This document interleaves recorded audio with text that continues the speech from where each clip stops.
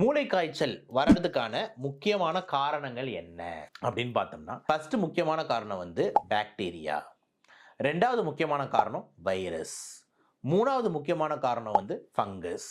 ஆனா இந்தியாவில் இதுக்கெல்லாம் மேல த மோஸ்ட் முக்கியமான காரணம் யாருன்னு பார்த்தீங்கன்னா டிபி டிபி டிபி. அப்ப இந்த காச நோய் மூளையை போய் தாக்க போறது தான் டிபி மெனிஞ்சைட்டிஸ் அப்படின்னு சொல்றோம். பாக்டீரியா கிருமி மூளையை தாக்கும் போது பாக்டீரியல் மெனிஞ்சைட்டிஸ்னு சொல்றோம். வைரஸ் கிருமி மூளையை தாக்கும் போது வைரஸ் மெனிஞ்சைட்டிஸ்னு சொல்றோம். பூஞ்சை மூளையை தாக்கும் போது ஃபங்கல் மெனிஞ்சைட்டிஸ்னு சொல்றோம். அப்போ பேசிக்கலா எந்த கிருமி மூளையை போய் தாக்கினாலும் மெனிஞ்சைட்டிஸ்னு சொல்ல போறோம். இவ்வளவுதான் மேட்டர். அப்போ இதுல ஒண்ணு தீவிரமா தடமையா மாறுமான்னு கேட்டீங்கன்னா எஸ், மாறுது. பாக்டீரியா எப்பவுமே ரொம்ப டேஞ்சர். ஓகே, ஓவரா வந்து தீவிரத்தன்மையா இருக்கும். வைரஸ் கொஞ்சம் மென்மையானது. ஸோ வைரல் மெனிஞ்சைட்டிஸ் வந்து ஜென்ரலாக ரெக்கவரி கொஞ்சம் நல்லா இருக்கும், வெளியே வந்துடுறாங்க. ஃபங்கல் மெனிஞ்சைட்டிஸ் வந்து அவங்களோட எதிர்ப்பு சக்தியை பொறுத்து, எதிர்ப்பு சக்தி ரொம்ப மோசமாக இருந்ததுன்னா கஷ்டம்.